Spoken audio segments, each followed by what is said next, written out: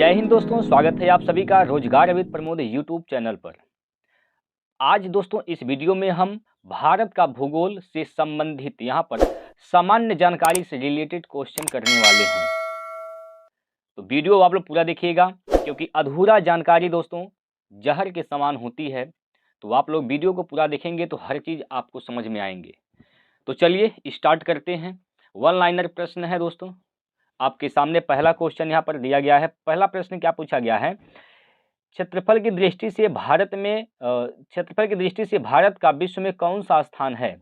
क्षेत्रफल की दृष्टि से दोस्तों अगर बात की जाए तो भारत किस स्थान पर आता है, तो ये आता है 7वें स्थान पर। ठीक है, अगला प्रश्न, जनसंख्या की दृष्टि से भारत का विश्व में कौन सा स्थान है।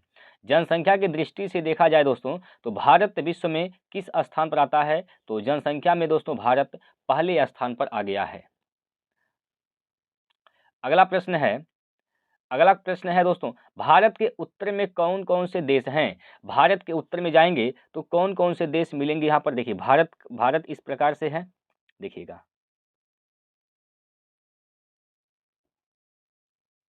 ठीक है, यहाँ पर भारत है दोस्तों।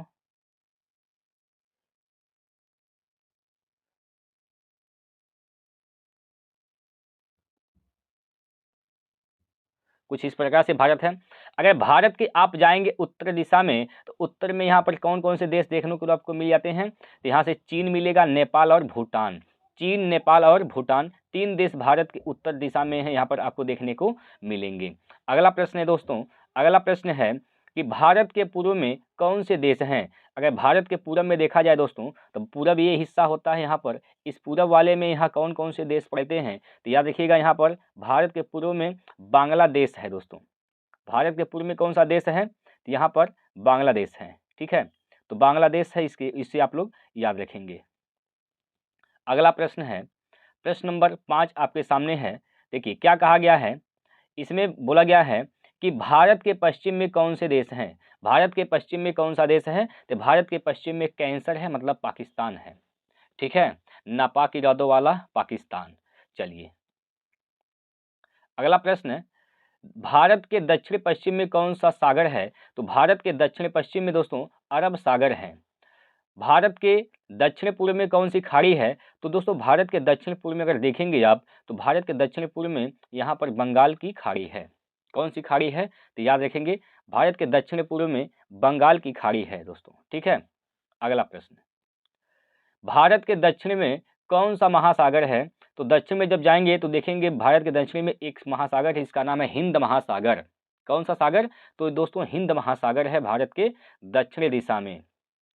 ठीक है, अगला प्रश्न, पूर्वांचल की पहाड़ियां भारत को किस देश से अलग करती हैं।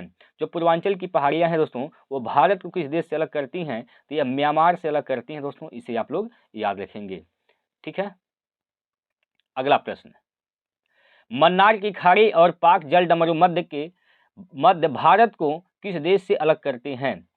मन्नार की खाड़ी है और जल डमरू मध्य ये भारत को किस देश से अलग करती हैं, तो याद रखेंगे दोस्तों ये भारत को श्रीलंका से अलग करती हैं। तो किससे अलग करती हैं, श्रीलंका से।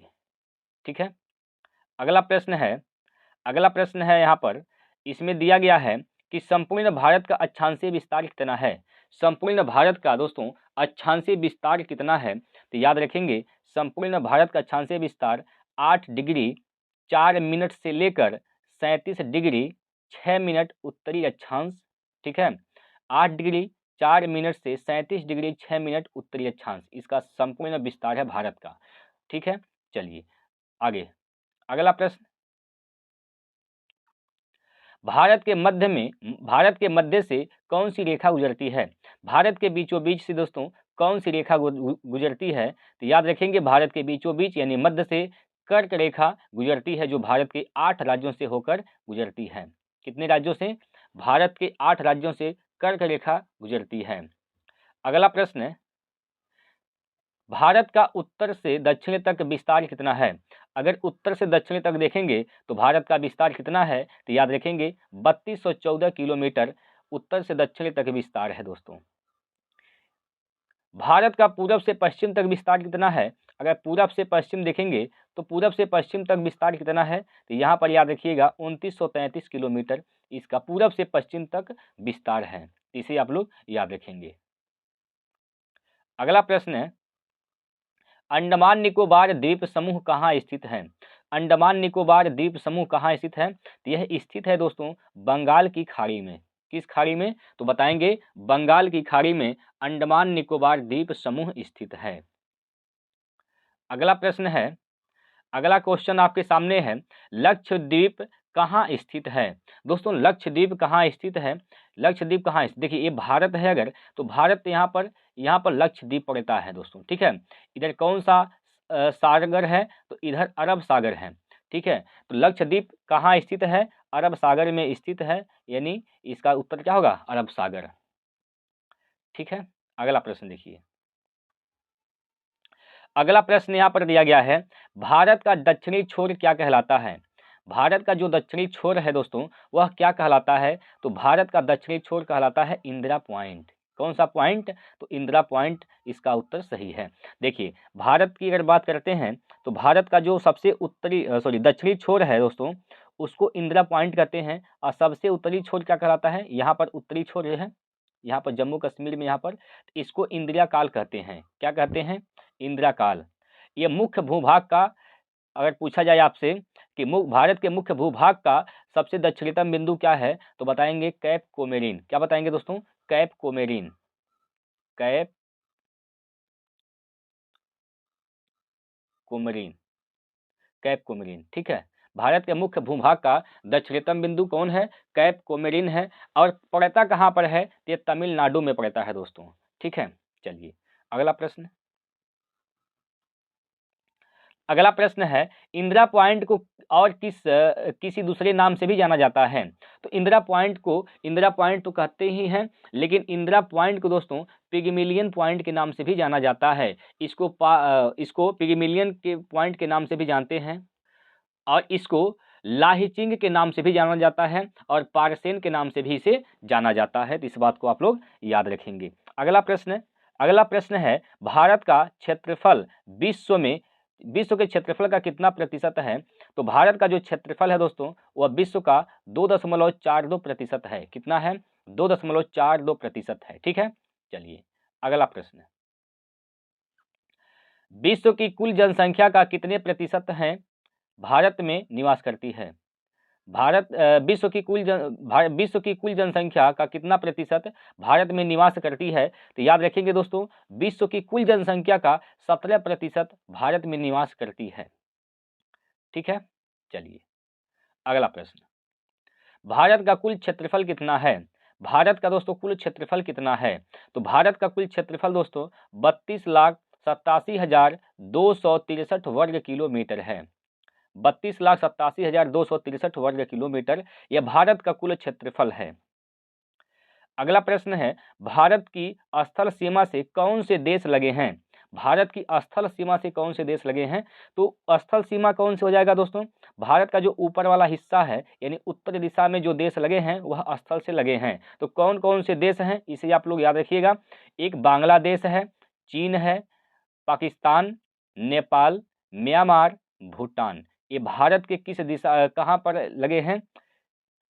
ये भारत के स्थल सीमा से लगे हुए हैं दोस्तों, ठीक है। कौन कौन से देश हो जाएंगे एक बार फिर याद रखिएगा।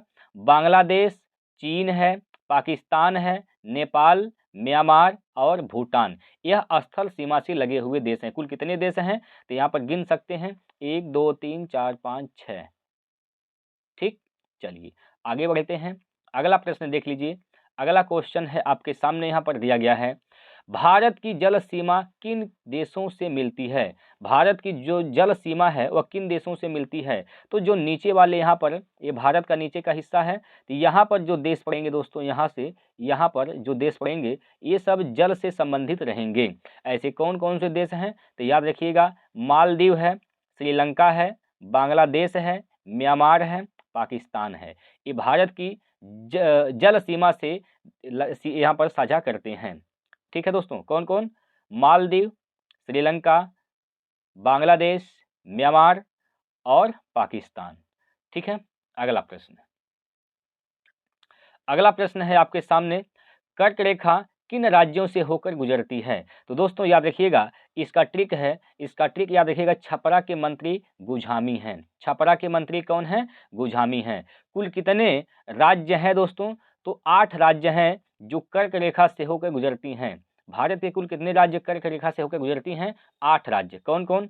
छपरा, 6 से छत्तीसगढ़, यहाँ पर मिलाइए, 6 से क्या हो जाएगा यहाँ पर? छत्तीसगढ़। छत्तीसगढ़। प से पश्चिम बंगाल, क्या हो जाएगा दोस्तों? पश्चिम बंगाल, यहाँ पर पश्चिम बंगाल है। उसके बाद देखिए, रा से राजस्थान, रा से यहाँ पर क्या है? राजस्थान है। ठीक है। के साइलेंट है, के का मतलब कुछ नहीं है। म से क्या हो जाएगा दोस्तों? म से यहाँ पर हो जाएगा मध्य प्रदेश। कौन सा प्रदेश? तो कहेंगे मध्य प्रदेश। त्रि से त्रिपुरा, त्रि से क्या हो जाएगा? तो त्रिपुरा हो जाएगा। देखिए यहाँ पर त्रिपुरा है। इसके बाद गु से गुजरात, गु से क्या, कौन सा राज्य है? गुजरात है। ठीक है। झ से क्या हो जाएगा दोस्तों? तो झ से यहाँ पर झारखंड है। कौन सा राज्य? झ से होगा तो झारखंड। और मी से तो बताएंगे मिजोरम। मिजोरम। कुल कितने राज्य हैं? 1 2 3 4 5 6 7 8, कुल 8 राज्य हैं जो कर्क रेखा से होकर गुजरती हैं। कौन सा ट्रिक है इसका? छपरा के मंत्री कौन हैं? गुझामी हैं। ठीक है। चलिए अगला प्रश्न देखिए। अगला प्रश्न है, भारत की मुख्य भूमि की दक्षिणी सीमा कितने अक्षांश हैं? भारत की जो मुख्य भूमि है उसकी दक्षिणी सीमा कितने अक्षांश है? तो यह है 8 डिग्री 4 मिनट। कितना डिग्री? 8 degree 4 minute. भारत की मुख्य भूमि की दक्षिणी सीमा कितने अक्षांश पर है? तो क्या बताएंगे? 8 डिग्री 4 मिनट। ठीक है। अगला प्रश्न देखिए, भारत का मानक समय कहाँ से लिया गया है दोस्तों? तो भारत का मानक समय लिया गया है इलाहाबाद के निकट एक नैनी स्थान है, वहां से भारत का मानक समय लिया गया है। ठीक है। चलिए, भारत के मानक समय और ग्रीनविच समय में कितना अंतर है? तो भारत का मानक समय और ग्रीनविच के समय में 5.5 घंटा का अंतर है। इस बात को आप लोग याद रखेंगे। चलिए अगला प्रश्न है आपके सामने, यहाँ पर देखिए, भूमध्य रेखा से भारत के दक्षिणी छोर की दूरी कितनी है? भूमध्य रेखा, यहाँ पर देखिए भूमध्य रेखा है, भूमध्य रेखा से भारत के दक्षिणी छोर की दूरी कितनी है? तो भूमध्य रेखा से दोस्तों भारत के दक्षिणी छोर की दूरी क्या है? 876 किलोमीटर। देखिए यहाँ पर ये ग्लोब है, यहाँ पर दोस्तों देखिए ये क्या है? ये ग्लोब है। यहाँ पर ऐसे है, देशांतर रेखा इसको बोलते हैं। ठीक है। ये देशांतर रेखा है और यहाँ से अक्षांश रेखाएं हैं। ये क्या है? अक्षांश रेखा है। तो ये जो है दोस्तों, ये वाला जो रेखा है, इस रेखा का नाम है क्या? भूमध्य रेखा है। इसको 0 डिग्री रेखा बोलते हैं, भूमध्य रेखा बोलते हैं। इसी को विषुवत रेखा भी कहते हैं।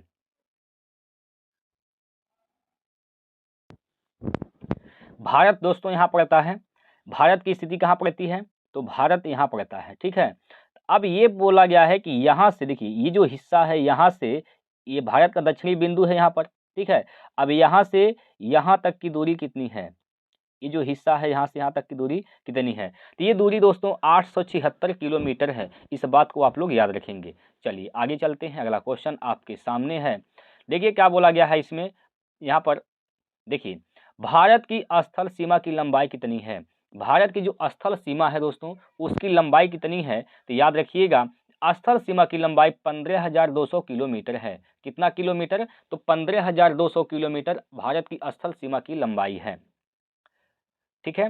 भारत के मुख्य भूमि की तट रेखा की लंबाई कितनी है? जो भारत की मुख्य भूमि है दोस्तों, जो तट रेखा है उसकी लंबाई कितनी है? ये जो तट रेखा ऐसे है, देखिए ये भारत की क्या है? यहाँ पर तट रेखा है दोस्तों। ठीक है। ये तट रेखा, तो इसकी लंबाई कितनी है? तो इसकी लंबाई दोस्तों 6100 किलोमीटर है। कितना किलोमीटर? 6100 किलोमीटर। अगर स्थल सीमा की लंबाई पूछा जाएगा तो बताएंगे 15,200 किलोमीटर। अगर मुख्य भूमि के तट रेखा की लंबाई पूछी जाएगी तो बताएंगे 6100 किलोमीटर। क्लियर है? अगला प्रश्न देखिए, भारत की कुल तटरेखा की लंबाई द्वीप समूह सहित कितनी है? अगर द्वीप को भी मिला लिया जाए तो तटरेखा की लंबाई कितनी हो जाएगी? तो ये हो जाएगी दोस्तों 7516 किलोमीटर। कितना किलोमीटर? 7516 किलोमीटर। अगला प्रश्न, संपूर्ण भारत में कितने प्रतिशत भाग पर पर्वत व पहाड़ियों का विस्तार है? पूरे भारत पर अगर देखा जाए तो कितने परसेंटेज पर यहाँ पर पर्वत और पहाड़ियों का विस्तार देखने को मिलता है? तो दोस्तों याद रखेंगे 28.8% भाग पर पर्वत और पहाड़ियां देखने को मिलते हैं।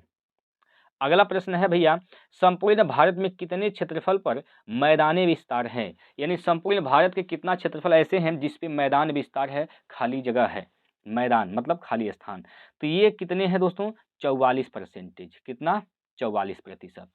चलिए देखिए, भारत में समुद्र तट रेखा वाले राज्यों की संख्या कितनी है? यानी भारत के ऐसे कितने राज्य हैं जो समुद्र तट वाले राज्य हैं? तो ऐसे राज्य कुल कितने हैं दोस्तों? याद रखेंगे 9 राज्य हैं। कितने राज्य हैं दोस्तों? तो 9 राज्य हैं। किस राज्य की समुद्र तट रेखा सबसे लंबी है? तो याद रखेंगे गुजरात राज्य की समुद्र तट रेखा दोस्तों सबसे लंबी है। किस राज्य की समुद्र तट रेखा लंबी है, सबसे ज्यादा लंबी? तो गुजरात राज्य की दोस्तों, गुजरात राज्य की। ठीक है, चलिए अगला प्रश्न है, कर्क रेखा भारत के कितने राज्यों से होकर गुजरती है? तो याद रखिएगा 8 राज्य से होकर गुजरती है।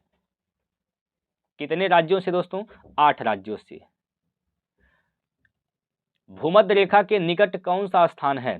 तो भूमध्य रेखा जब देखेंगे दोस्तों, यहाँ पर देखिए ये भूमध्य रेखा है और यहाँ पर भारत है। तो ये भारत का सबसे दक्षिणी बिंदु है। सबसे कौन सा बिंदु है? दक्षिणी बिंदु। यहाँ पर दोस्त सबसे दक्षिणी बिंदु यहाँ पर इंदिरा पॉइंट होता है दोस्तों। तो ये भूमध्य रेखा से सबसे नजदीक कौन सा भारत का स्थान होगा? तो इंदिरा पॉइंट होगा। ठीक है, इंदिरा पॉइंट। ये इंदिरा काल है, सॉरी इंदिरा, यहाँ पर ये जो दोस्तों पॉइंट है इसका नाम क्या है, या आप लोग बताएंगे एक बार? तो ये वाला पॉइंट दोस्तों, ये वाला पॉइंट कौन सा पॉइंट है?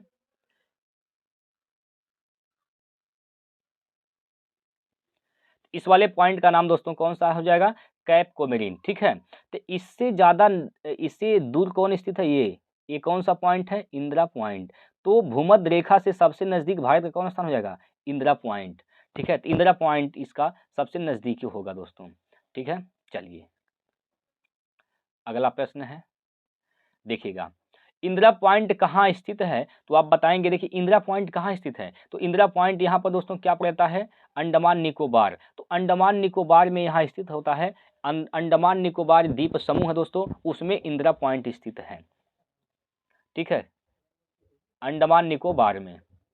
चलिए अगला प्रश्न देखिए,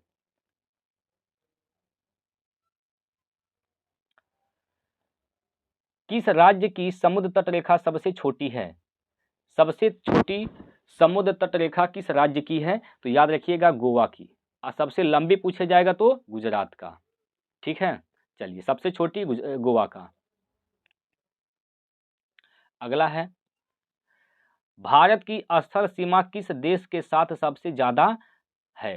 भारत की जो स्थल सीमा है वो किस देश के साथ सबसे ज्यादा है? तो याद रखिएगा दोस्तों बांग्लादेश के साथ। किस देश के साथ? तो बांग्लादेश के साथ। अगला प्रश्न, भारत का कौन सा भू आकृति भाग प्राचीन है? सबसे प्राचीनतम भू आकृति भाग कौन सा है भारत का? तो याद रखिएगा ये कौन सा पठार है? तो प्रायद्वीपीय पठार, ये सबसे प्राचीनतम है। ठीक है, देखिए अगला प्रश्न, भारत के पूर्वी समुद्र तट को किस नाम से जाना जाता है? जो भारत के पूरब में समुद्र तट है उसको क्या कहते हैं? तो उसको कोरोमंडल कहते हैं। कौन सा मंडल दोस्तों? कोरोमंडल तट कहते हैं। कौन सा तट? कोरोमंडल तट। पूरब वाला हिस्सा है दोस्तों, पूरब वाले जो तट है उसको कोरोमंडल तट कहते हैं। ठीक है, कोंकण तट कहाँ से कहाँ तक स्थित है? तो कोंकण जो तट है वह गोवा से दोस्तों दमन तक स्थित है। गोवा से दमन तक को तट को क्या कहते हैं? कोंकण तट कहते हैं। अगला है, लक्षद्वीप समूह के द्वीपों की उत्पत्ति किसके द्वारा हुई?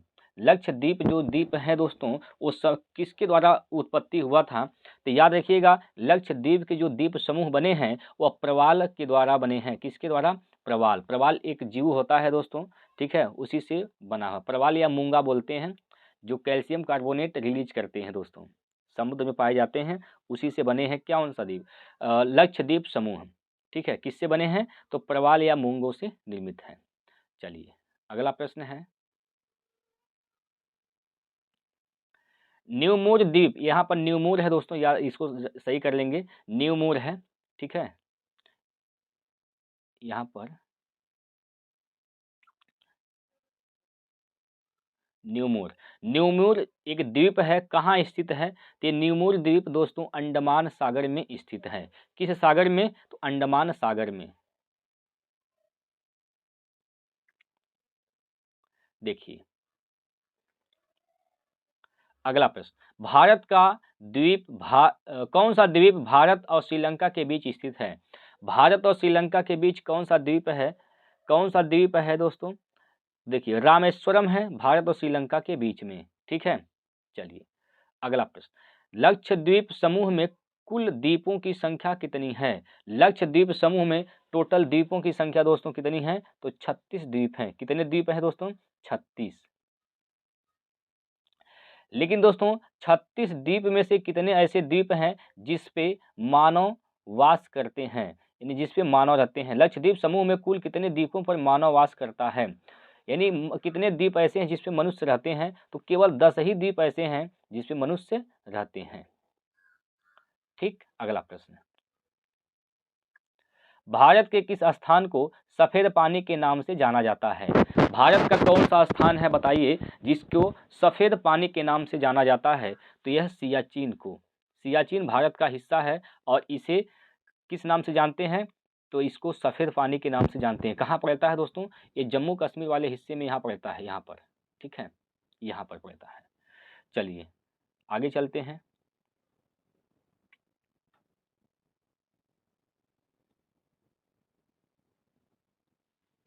जम्मू कश्मीर का वह हिस्सा जो चीन के अधिकार में है क्या कहलाता है? जो चीन के अधिकार में है उसको अक्साई चाइना कहते हैं। कौन सा चाइना? अक्साई चाइना,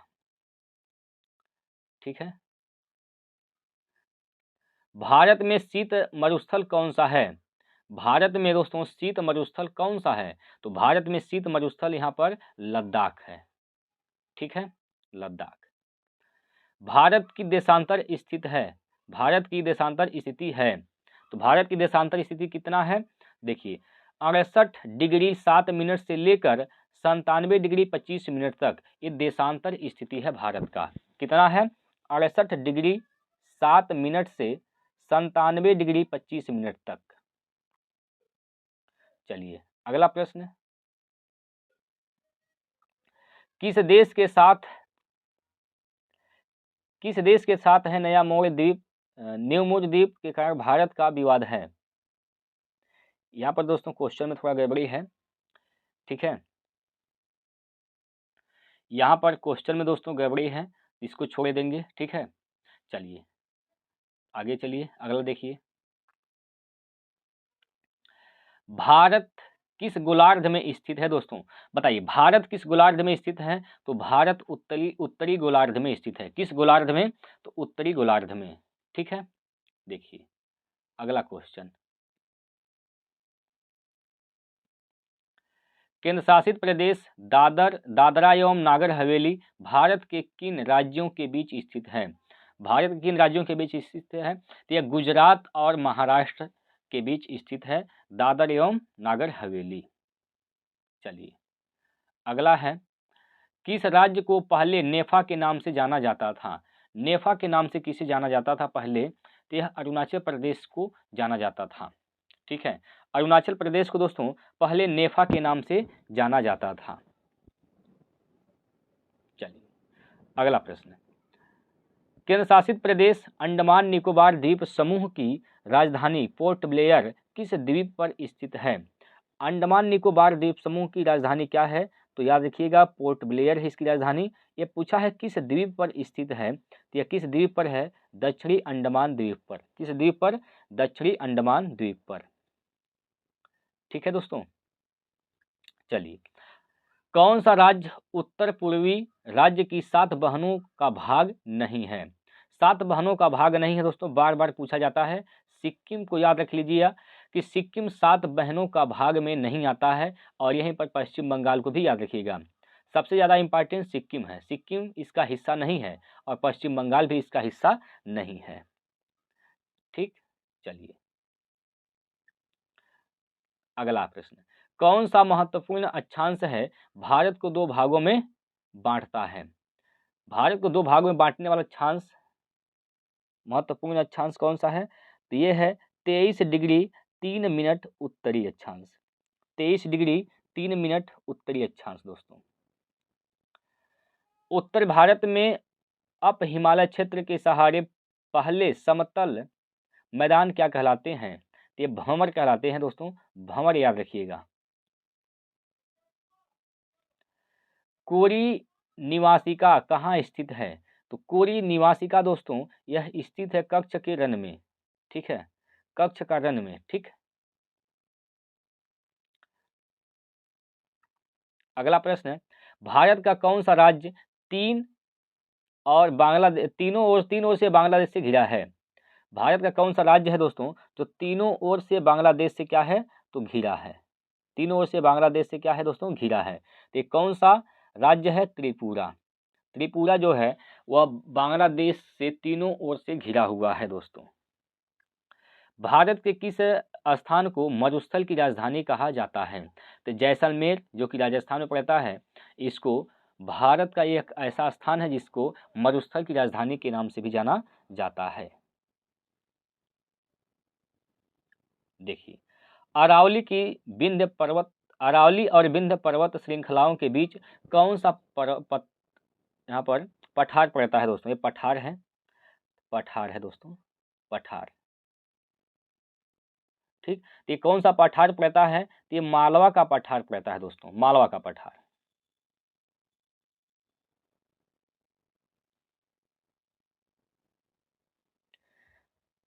अरब सागर में स्थित भारतीय द्वीपों की मुख्य विशेषता क्या है? तो इसकी मुख्य विशेषता यह है, सभी द्वीप प्रवाल उद्गम के हैं दोस्तों। सभी जो द्वीप हैं किससे बने हुए हैं? प्रवाल के बने हुए हैं या मूंगा से बने हुए हैं, ठीक है। चलिए,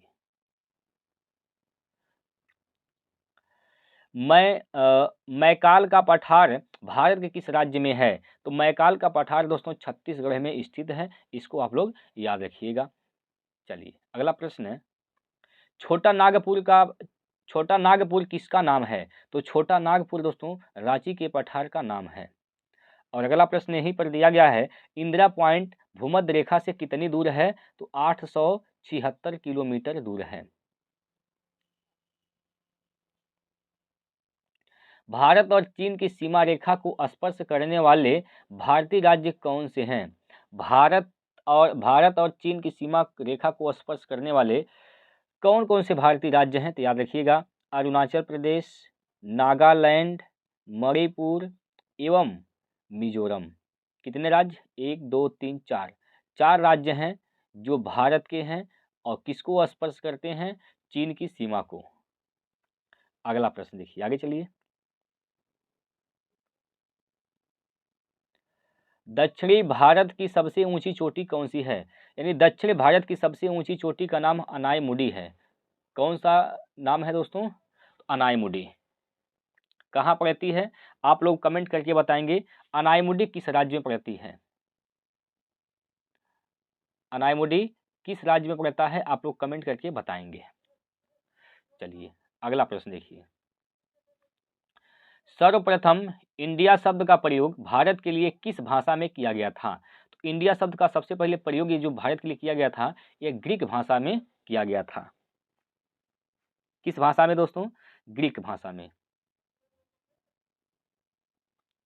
चलिए, प्राचीन भारतीय भौगोलिक मान्यता के अनुसार भारत किस द्वीप का अंग था? भारत किस द्वीप का अंग था? तो जम्बू द्वीप का अंग था। पहले बोलते नहीं भारत जम्बू द्वीप, ठीक है, तो जम्बू द्वीप का यह अंग था पहले। अगला है, भारतीय मानक समय कितने डिग्री देशांतर प्रसारित है? तो कितने डिग्री प्रसारित है? 82 डिग्री 36 मिनट पूर्वी देशांतर पर। कितना? 82 डिग्री 36 मिनट पूर्वी देशांतर पर।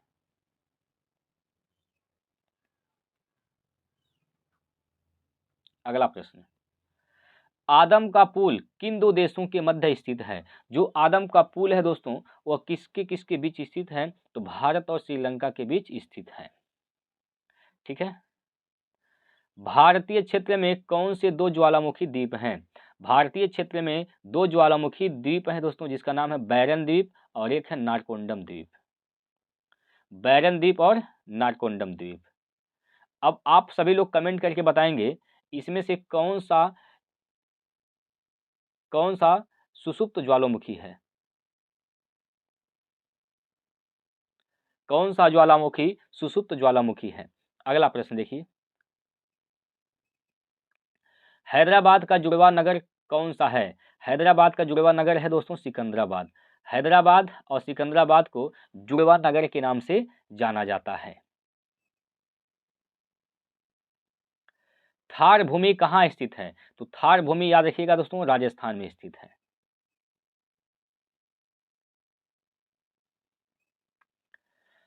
भारत का कौन सा राज्य सबसे अधिक राज्य की सीमाओं को स्पर्श करता है?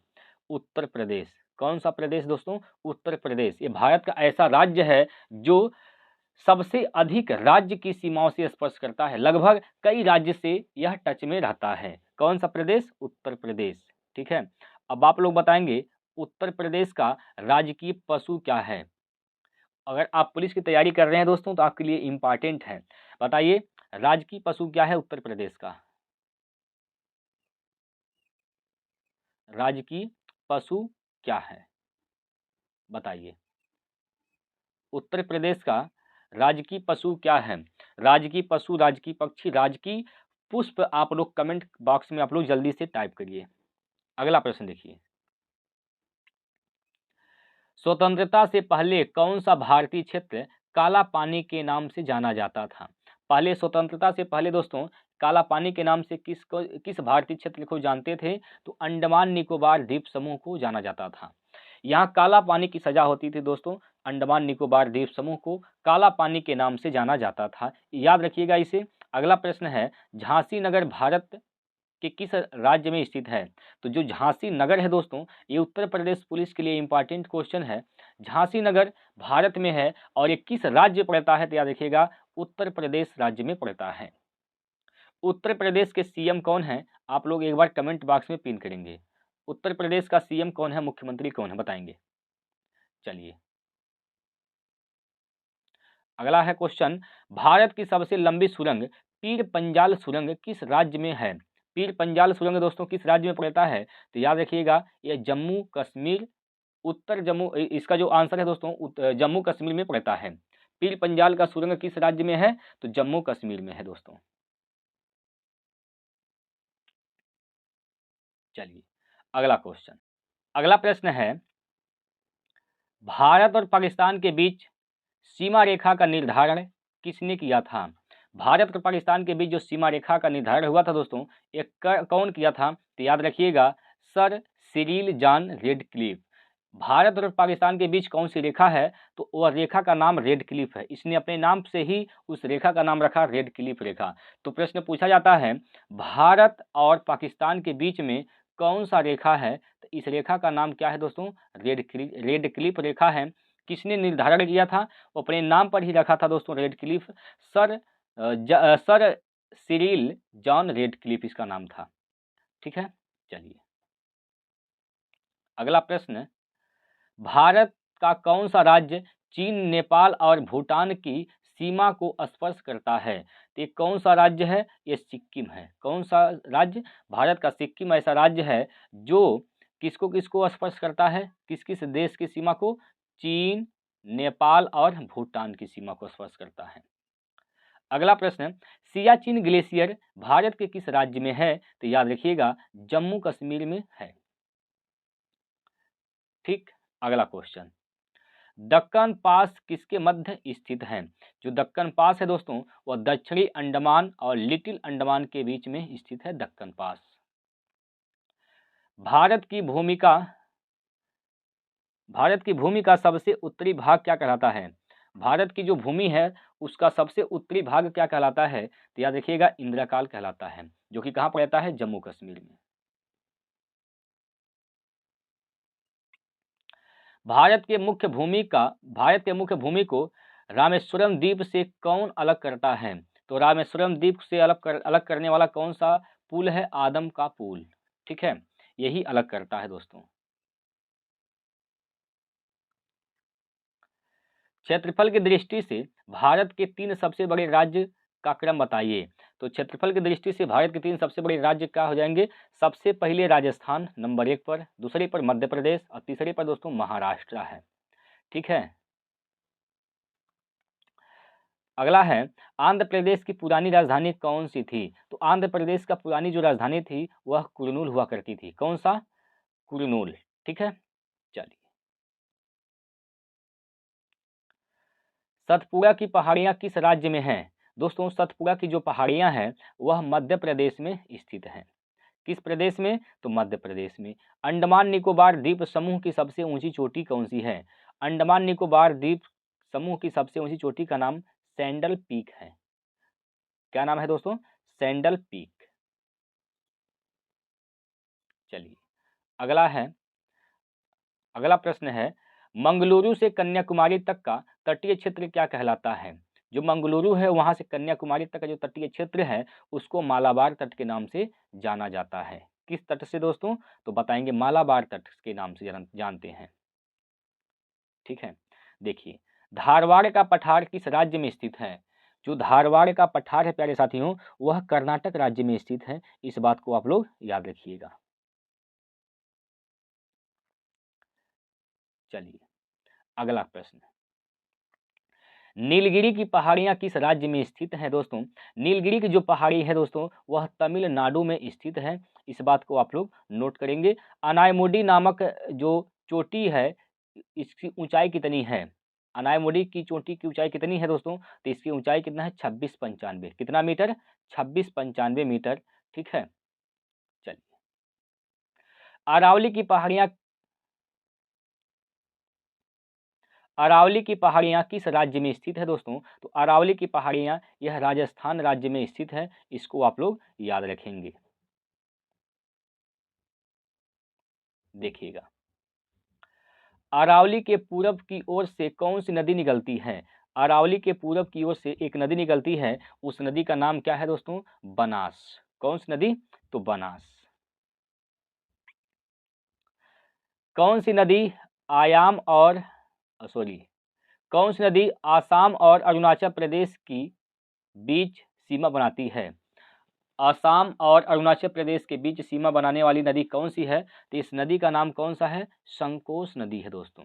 संकोश नदी किन 2 राज्यों के बीच सीमा बनाती है? असम और अरुणाचल प्रदेश। चलिए, अगला है, अगला प्रश्न है दोस्तों, यहाँ पर देखिए, मुख्य भूवैज्ञानिकों के अनुसार हिमालय पर्वत पहले क्या हुआ करता था? तो हिमालय पर्वत सबसे पहले क्या था दोस्तों? ये टेस्टिस नमक समुद्र था दोस्तों। टेस्टिस नामक एक समुद्र हुआ करता था। ठीक है। कोलाबा पॉइंट कहाँ है? तो कोलाबा पॉइंट दोस्तों बार बार पूछा जाता है, तो याद रखिएगा कोलाबा पॉइंट पड़ता है दोस्तों मुंबई में। कहाँ पर? तो मुंबई में। तो ये 100 क्वेश्चन है दोस्तों जो कि यह सामान्य भारत के भूगोल का ये दोस्तों एक कहेंगे तो सामान्य जानकारी है। तो 100 क्वेश्चन थे यहाँ पर, 100 क्वेश्चन हम लोग किए हैं। उम्मीद करता हूँ कि आप लोगों ने इसको नोट किया होगा। इसका पीडीएफ भी आप प्राप्त कर सकते हैं। आपको क्या करना होगा? आपको टेलीग्राम टेलीग्राम डाउनलोड करना होगा। टेलीग्राम पर आप जाएंगे तो यहाँ पर एक चैनल सर्च करेंगे रोजगार विद प्रमोद, तो एक चैनल है टेलीग्राम चैनल रोजगार विद प्रमोद, वहीं पर आप इसका पीडीएफ भी प्राप्त कर सकते हैं। ठीक है। चलिए, तो उम्मीद है कि आप लोगों को अच्छा लगा होगा। फिर हम मिलते हैं कल, तब तक के लिए जय हिंद, जय भारत।